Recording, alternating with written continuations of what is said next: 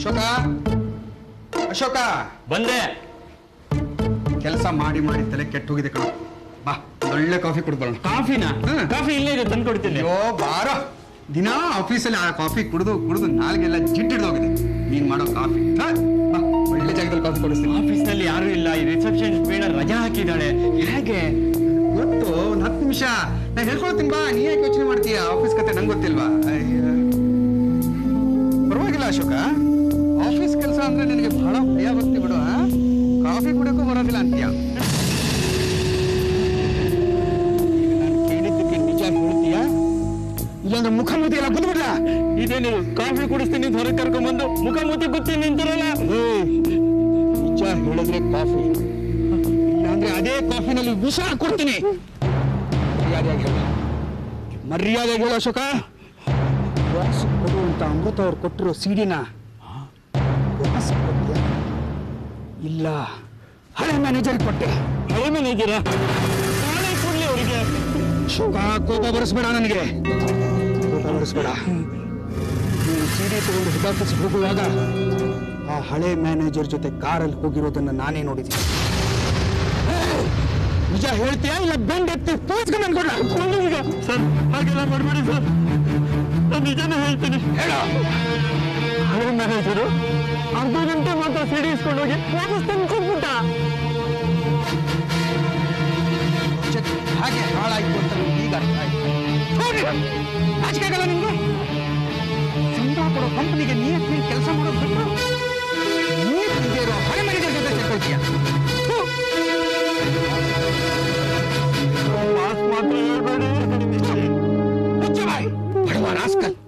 ಹಗಲು ರಾತ್ರಿ ನಿದ್ದೆಗೆಟ್ಟು ನಾವೆಲ್ಲ ಕಷ್ಟಪಟ್ಟು ಮಾಡಿರೋ ಪ್ರಾಜೆಕ್ಟ್ ನ ಹಾಳು ಮಾಡ್ತೇನೋ ಬಡವ ರಾಸ್ಕಲ್. ನಿನಗೆ ಆ ಹಳೆ ಮ್ಯಾನೇಜರ್ಗೆ ಒಂದು ಗತಿ ಕಾಣಿಸ್ದೇ ಇರೋದಿಲ್ಲ. ಇಡಿಯಟ್.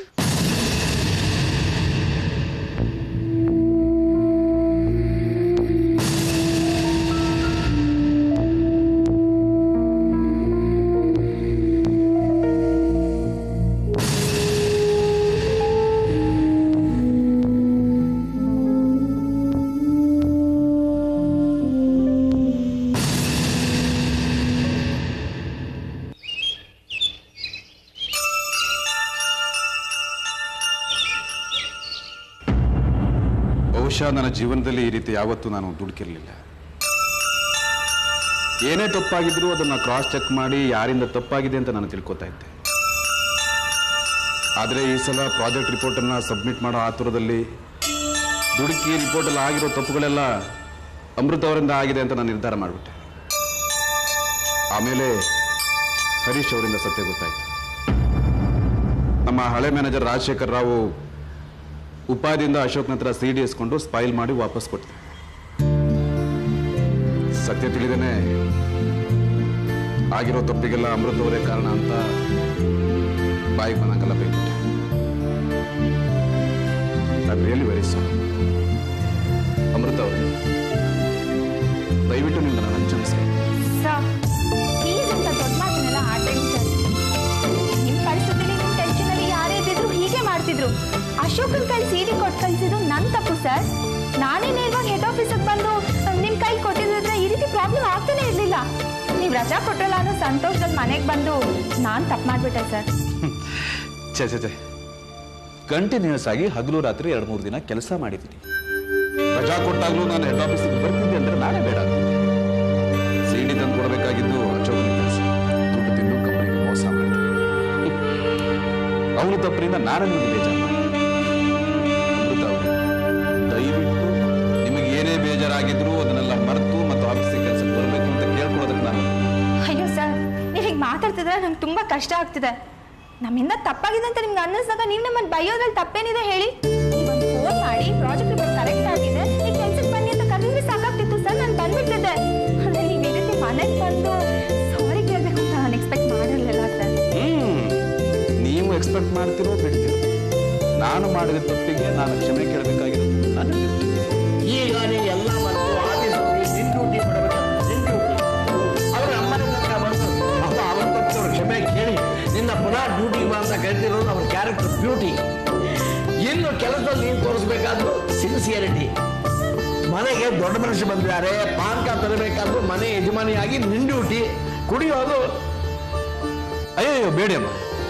ಹೋಗೇನಿಲ್ವ, ಅವ್ರು ಬೇಡ ಅಂತಾರೆ ಅಂತ ನಿಂತೇ ಬಿಟ್ರು. ಹೋಗಮ್ಮ ನೀನು. ಏನ್ ಸರ್ ಇದು? ನನಗೆ ಈ ಉಪಚಾರ ಎಲ್ಲ ಬೇಡ. ನಾನು ಬಾಸ್ ಆಗಿಯೂ ಬಂದಿಲ್ಲ, ದೊಡ್ಡ ಮನುಷ್ಯನಾಗಿಯೂ ಬಂದಿಲ್ಲ. ಮಾಡಿರೋ ದೊಡ್ಡ ತಪ್ಪಿಗೆ ಕ್ಷಮೆ ಕೇಳೋದಕ್ಕೆ ಬಂದವನು. ಸಿನ್ಸಿಯರ್ ಆಗಿ ಕೆಲಸ ಮಾಡೋ ನಿಮ್ಮ ಮಗಳಿಗೆ ನಾನು ಬೇಜಾರು ಮಾಡಿದ್ದೀನಿ, ನೀವು ನನ್ನನ್ನು ದಂಡಿಸೋದು ಬಿಟ್ಟು ಉಪಚಾರ ಮಾಡ್ತಿದ್ದೀರಲ್ಲ. ನೋಡಿ ಸರ್, ನಮ್ಮ ದೇಶದಲ್ಲಿ ತಪ್ಪು ಮಾಡಿದ್ರೆ 90%, ಅದರಲ್ಲಿ ಮಾಡಿದ ತಪ್ಪನ್ನ ಒಪ್ಕೊಳ್ಳದೆ ಇರೋರು 80%. ಆ 20%ನಲ್ಲಿ ತಾವು ಮಾಡಿದ ತಪ್ಪಿಗೆ ಕ್ಷಮೆ ಕೇಳೋರು 2%. ಅದರಲ್ಲಿ ತಮ್ಮ ಕೈಗಳಿಗೆ ಕೆಲಸ ಮಾಡ್ತಾ ಇರೋದನ್ನು ಮರೆತು ಅವ್ರ ಮನೆಗೆ ಬಂದು ಕ್ಷಮೆ ಕೇಳೋಂಥವ್ರು 1%. ಅದರಲ್ಲಿ ನೀವೊಬ್ರು. ಸರ್, ನಿಮ್ಮಂಥವ್ರಿಗೆ ಪಾನ್ಕ ಕೊಟ್ಟು ಉಪಚಾರ ಮಾಡೋದು ಬಹಳ ಕಡಿಮೆ ಸರ್. ಸರ್, ನನಗೆ ನಿಮ್ಮ ಮಗಳು ಕೆಲಸಕ್ಕೆ ಬರ್ತಾಳಲ್ಲ ಅನ್ನೋದು ಪಾನಕ ಅಲ್ಲ, ದೊಡ್ಡ ಔತಣ ಕೊಟ್ಟಷ್ಟು ನನಗೆ ಸಂತೋಷ ಕೊಡುತ್ತೆ. ಹಗಲು ರಾತ್ರಿ 2-3 ದಿನ ನಿದ್ದೆಗೆಟ್ಟು ಕಷ್ಟಪಟ್ಟು ರೆಡಿ ಮಾಡಿರೋ ರಿಪೋರ್ಟ್ ಎಷ್ಟು ಅದ್ಭುತವಾಗಿದೆ ಗೊತ್ತಾ? ಸ್ವತಃ ನಾನೇ ಕೂತು ಅಷ್ಟೊಂದು ವರ್ಕ್ ಮಾಡಿದ್ರು ಕೂಡ ಚೆನ್ನಾಗಿರ್ತೀನಿ. ಇಂಥವರು ನಮ್ಮ ಕಂಪನಿಯಲ್ಲಿ ಕೆಲಸ ಮಾಡೋದು ನನಗೆ ಹೆಮ್ಮೆ ಸರ್. ನೀವು ನಮ್ಮ ಅಮೃತನ ತುಂಬಾ ಹೊಗಳ್ತಾ ಇದ್ದೀರಾ. ನೀವು ಹೀಗೆ ಹೊಗಳ್ತಾ ಇದ್ರೆ ಅವಳ ಆಫೀಸಲ್ಲಿ ನಿಜವಾಗ್ಲೂ ತಪ್ಪು ಮಾಡ್ಬಿಡ್ತಾಳೆ, ಆಮೇಲೆ ಅದಕ್ಕೆ ನೀವೇ ಹೊಣೆ ಹಾಕ್ತೀರಾ. ಅಕ್ಕ ಪ್ಲೀಸ್ ಸುಮ್ಮನೆ ಇರಕ್ಕ, ಹೊಗಳಿಕೆ ನಾನೇನು ಮೈ ಮುರಿಯೋದಿಲ್ಲ. ಅಮೃತ, ವಾಸ್ತುನ ಬಹಳ ಹೊಗಳ್ತಾ ಇದ್ದಾರೆ, ನೀನು ಅದಕ್ಕೆಲ್ಲ ಮರಳಾಗಬೇಡ. ಅವ್ರನ್ನ ಹೊಗಳಿ ಹೊಗಳಿ ಒಂದು ಶೂಲಿಗೆ ಏರಿಸ್ತಾ ಇದ್ದಾರೆ.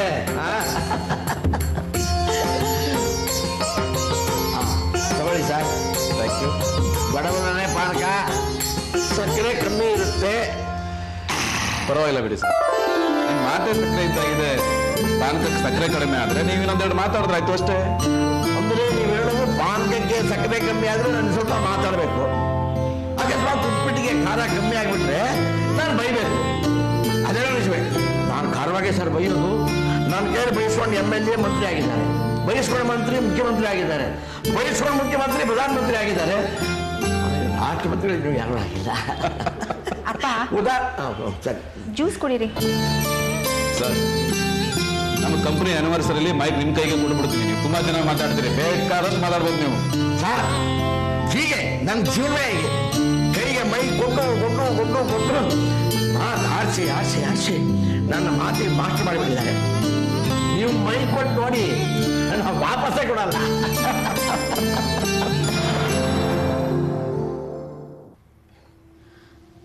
ನಾವು ಕೆಟ್ಟದಾಗ ಪ್ರಾಜೆಕ್ಟ್ ಮಾಡಿದ್ದೀವಿ ಅಂತ ಬಾಸ್ ನಮ್ಮನ್ನೆಲ್ಲ ಎಷ್ಟು ಬೈದ್ಬಿಟ್ಟು ಹೋದ್ರು. ಕರೆಕ್ಟ್ ಆಗಿದ್ದ ಪ್ರಾಜೆಕ್ಟ್ನ ನೋಡಿ ಅಷ್ಟೇ ಹೊಗಳಿದ್ದಾರೆ. ಆದರೆ ಅವ್ರು ಬೈದಾಗ ನೀವೆಲ್ಲರೂ ನನ್ನ ಜೊತೆಲಿದ್ರಿ, ಹೊಗಳದಾಗ ನೀವು ಯಾರೂ ನನ್ನ ಜೊತೆಲಿ ಇರ್ಲಿಲ್ವಲ್ಲ, ಅದು ನಂಗೆ ತುಂಬ ಬೇಜಾರಾಗ್ತಾ ಇದೆ. ಅಮೃತ ಅವರೇ, ದೊಡ್ಡವರು ಏನು ಹೇಳಿದ್ದಾರೆ ಗೊತ್ತಾ? ಸಂತೋಷದ ಸಮಯದಲ್ಲಿ ಜೊತೆಗಿರದೇ ಇದ್ರೂ ಪರವಾಗಿಲ್ಲ, ಸಂಕಟದ ಸಮಯದಲ್ಲಿ ಸ್ನೇಹಿತರು ಜೊತೆಗಿರಬೇಕು ಅಂತ. ಬಾಸು ನಿಮ್ಮನ್ನು ಬೈಯೋವಾಗ ನಾವು ನಿಮ್ಮ ಜೊತೆಗಿದ್ವಿ, ಅವ್ರು ಹೊಗಳಿದಾಗ ಜೊತೆ ಇರಲಿಲ್ಲ ಅಷ್ಟೇ. ಹರೀಶ್ ಅವರೇ, ಬಾಸ್ ಅವತ್ತು ಅಮೃತ ಒಬ್ಳೇನೆ ಬೈಲಿಲ್ಲ, ನಮ್ಮೆಲ್ರಿಗೂ ಸೇರ್ಸ್ ಬೈದಿದ್ರು. ಇವತ್ತು ಅಮೃತನ ಹೊಗಳಿದ್ದಾರೆ ಅಂದ್ರೆ ನಮಗೂ ಹೊಗಳಿದ್ದಾರೆ ಅಂತ ಅನ್ಕೊಂಡ್ರಾಯ್ತು ಅಲ್ವಾ? ನೀನು ಹೇಳ್ತಿರೋದು ಕರೆಕ್ಟು ವಾಸಂತಿ. ಈ ಕೆಲಸ ನಾನು ಒಬ್ಳೇ ಅಲ್ಲ, ಎಲ್ಲರೂ ಸೇರ್ ಮಾಡಿರೋದು. ಅದರಿಂದ ಬಾಸ್ ಹೊಗಳಿಕೆ ಕೂಡ ಎಲ್ಲರಿಗೂ ಸೇರ್ಬೇಕಾಗಿರೋದೆ. ಆದ್ರೆ ಅಮೃತ ಅವರೇ, ಶ್ರೀನಿವಾಸಯ್ಯ ಅವರೊಬ್ಬರನ್ನ ಬಿಟ್ಟು ಅವ್ರೇನು ಮೊದಲಿನಿಂದನೂ ಈ ಪ್ರಾಜೆಕ್ಟ್ ಅಲ್ಲಿ ಇನ್ವಾಲ್ವ್ ಆಗಲಿಲ್ಲ, ಯಾವ ಕೆಲಸನೂ ಮಾಡಿಲ್ಲ. ಏನ್ ಶ್ರೀನಿವಾಸಯ್ಯನವರೇ, ಬಾಸ್ ನಮ್ಮನ್ನು ಇಷ್ಟೆಲ್ಲ ಹೊಗಳ್ತಾ ಇರೋದನ್ನ ಕೇಳಿ ವಿಚಾರ ಆಗ್ತಾ ಇಲ್ವಾ? ನಾರ್ಮಲ್ ಸಿಚುವೇಶನ್ ಆಗಿದ್ರೆ ಬಾಸು ನಮ್ಮನ್ನ ಇಷ್ಟೊಂದು ಹೊಗಳ್ತಾ ಇರಲಿಲ್ಲ. ಈ ಮಹಾನುಭಾವ ಅಶೋಕ ಇದ್ದಾನಲ್ಲ, ಏಯ್ ಬರ ಇಲ್ಲಿ ಮುಖ ನೋಡು. ಈ ಪಾಪಿ ಅನಾಹುತ ಮಾಡಿರೋದ್ರಿಂದ ಬಾಸು ನಮ್ಮನ್ನು ತಪ್ಪು ತಿಳ್ಕೊಂಡು ಬೈದ್ಬಿಟ್ರು. ಆಮೇಲೆ ನಮ್ಮ ತಪ್ಪು ಏನಿಲ್ಲ ಅಂತ ಗೊತ್ತಾಯ್ತಲ್ಲ, ಅದಕ್ಕೆ ಇಷ್ಟೊಂದು ಹೊಗಳಿದ್ದಾರೆ. ಒಂದ್ ರೀತಿ ಇವನು ಮಾಡಿರೋ ತಪ್ಪಿನಿಂದಾನೇ ಬಾಸ್ ನಮ್ಮನ್ನ ಹೆಚ್ಚು ಹೊಗಳಾಗಾಯ್ತೇನೋ ಅನಿಸುತ್ತೆ ಅಲ್ವಾ? ಅದಕ್ಕೆ ನಾವು ಇಷ್ಟೊಂದು ಸಂತೋಷವಾಗಿದ್ದೀವಿ. ನೀವೆಲ್ಲ ಸಂತೋಷವಾಗಿದ್ದೀರಲ್ಲ, ದೊಡ್ಡ ಮನ್ಸು ಮಾಡಿ ದಯವಿಟ್ಟು ನನ್ನ ತಪ್ಪನ್ನ ಕ್ಷಮಿಸ್ಬಿಡಿ. ಆ ಹಳೆ ಮ್ಯಾನೇಜರು ಈ ರೀತಿ ಮೋಸ ಮಾಡ್ತಾನೆ ಅಂತ ನಂಗೆ ನಿಜವಾಗ್ಲೂ ಗೊತ್ತಿರಲಿಲ್ಲ. ಅಶೋಕಣ್ಣ, ಆಗಿದ್ದು ಆಗೋಯ್ತು, ಬಿಟ್ಬಿಡಿ. ಇನ್ ಮುಂದೆ ಇಂಥ ತಪ್ಪನ್ನ ಮಾಡಕ್ ಹೋಗ್ಬೇಡಿ. ಯಾವುದೇ ಕಾರಣಕ್ಕೂ ಆಫೀಸ್ ವಸ್ತು ಆಗ್ಲಿ ವಿಷಯ ಆಗ್ಲಿ ಬೇರೆಯವ್ರ ಕೈಗೆ ಹೋಗ್ಬಾರ್ದು, ಗೊತ್ತಾಯ್ತಾ?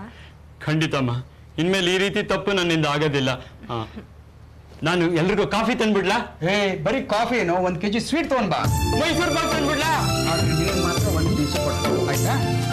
ಹರೀಶ್, ಬೇಜಾರ್ ಮಾಡ್ಕೋಬೇಡಿ, ನಿಮ್ಗೂ ಕೊಡ್ತೀವಿ ಆಯ್ತಾ? ಒಂದ್ ನಿಮಿಷ ಇರಿ, ದುಡ್ಡು ತಂದು ಕೊಡ್ತೀನಿ. ಅಯ್ಯೋ ಅಮೃತ ಅವ್ರೆ, ಬನ್ನಿ, ಸದ್ಯಕ್ಕೆ ನಾನು ಕೊಡ್ತೀನಿ, ಬನ್ನಿ. ಆಮೇಲೆ ನಿಮ್ಮ ಹತ್ರ ಡಬ್ಬಲ್ ವಸೂಲು ಮಾಡ್ತೇನೆ, ಯಾಕೆನಾ? ಶಿವಾಸನವ್ರೆ, ಸ್ವೀಟ್ ತೋರಿಸ್ತಾ ಇದ್ದೀನಿ, ಎದ್ದೇಳಿ, ಖುಷಿಯಾಗಿರುತ್ತೆ.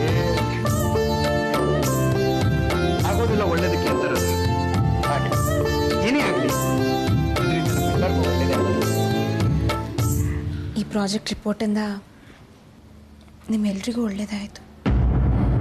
ಆದರೆ ನನಗೆ ಮಾತ್ರ ಕೆಟ್ಟದಾಯಿತು. ಏನೇ ಆಯ್ತು? ಅದು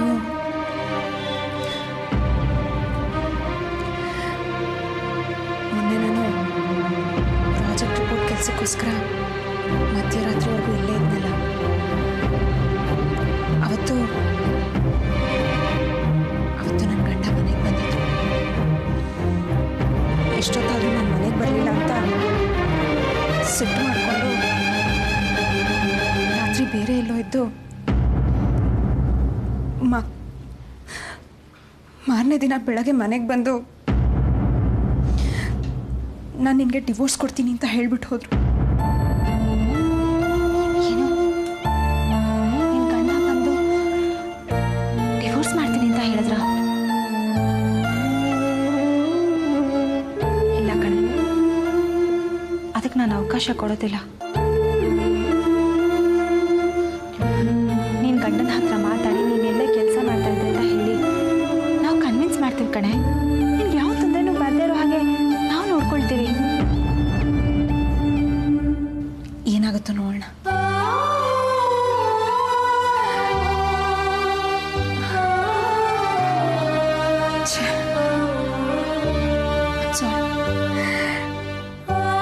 ಎಷ್ಟು ಖುಷಿಯಾಗಿದ್ರಿ, ನಾನು ಅದನ್ನು ಹಾಳು ಮಾಡಿದೆ.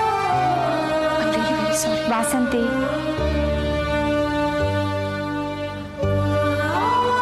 ನಾವೆಲ್ಲರೂ ಫ್ರೆಂಡ್ಸು ಅಂತ ಆದಮೇಲೆ ಸಂತೋಷ ಆಗಲಿ ಸಂಕಟ ಆಗಲಿ ಒಟ್ಟಿಗೆ ಹಂಚ್ಕೋಬೇಕು ಕಣೆ.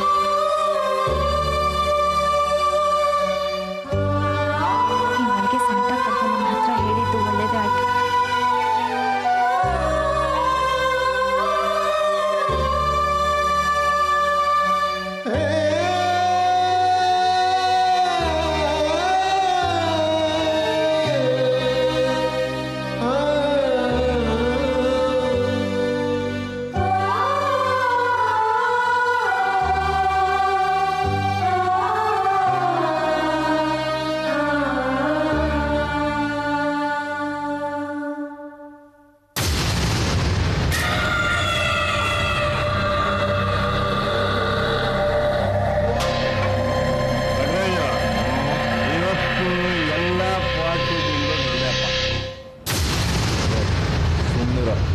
ನಾನೇ ಕೊಡ್ತೀನಿ. ಲೈ, ಆ ಅಮೃತನ್ನ ಆಫೀಸಿನಿಂದ ಒಗೆದು ಹೊರಗಡೆ ಹಾಕಿರೋದಕ್ಕೆ ನಾನು ನಿನಗೆ ಖುಷಿಯಾಗಿ ಕೊಡಿಸಿರೋ ಪಾರ್ಟಿರೋ ನಂದು. ಅದು ಕತೆ. ಆಯ್ತು ಬಿಡಪ್ಪ, ನೀನು ಖುಷಿಗೆ ನಾನು ಯಾಕೆ ಅಡ್ಡ ಬರೋದು?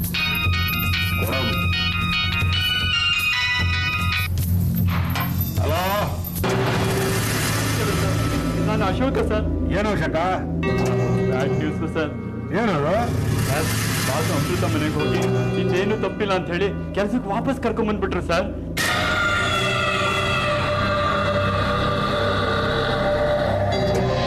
ಹಾಗಾದ್ರೆ ಅಮೃತನ ತಪ್ಪಿಲ್ಲ ಅಂದ್ರೆ ತಪ್ಪು ಇನ್ಯಾರ್ದಂತ? ಮತ್ತೆ ಇನ್ಯಾರು ಸರ್? ನನ್ನ ಮೇಲೆ ನಿಮ್ಮ ಮೇಲೆ ಸರ್. ಆವತ್ತು ಹರೀಶು ಕತ್ತಿನ ಪಟ್ಟಿ ಹಿಡ್ಕೊಂಡು ನಿನಗೂ ಹಳೆ ಮ್ಯಾನೇಜರ್ಗೂ ಏನ್ ಸಂಬಂಧ, ಏನ್ ವಿಚಾರ ನಿಜ ಹೇಳು ಸರ್. ತುಂಬಾ ಹೆದರಿಸ್ಬಿಟ್ಟೆ ಸರ್. ನಾನು ಹೆದರ್ಕೊಂಡು ಬಾಯಿ ಬಿಟ್ಬಿಟ್ಟೆ ಸರ್. ಈಗ ಯಾಕೋ ತುಂಬಾ ಭಯ ಆಗ್ತಾ ಇದೆ ಸರ್. ಲೇ, ನಾನು ನಿನಗೇನೋ ಹೇಳಿದ್ದೆ, ಯಾವನೇನೇ ಮಾಡಿದ್ರು ಕೂಡ ಈ ವಿಷಯ ನನ್ನ ನಿನ್ನಲ್ಲಿ ಇರಬೇಕು ಅಂತ ಹೇಳಿದ್ರೂ ಇಲ್ವಾ?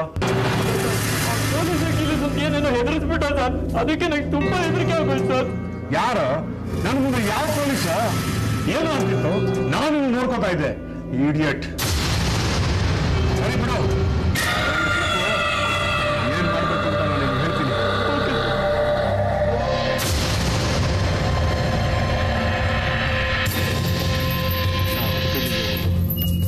ಅಲ್ಲಾಗಿದೆ ಇನ್ನು. ಯಾಕೋ ಏನಾಯ್ತು? ಆ ಸೂರ್ಯ ಹೇಗೆ ಪ್ರಕಾಶು?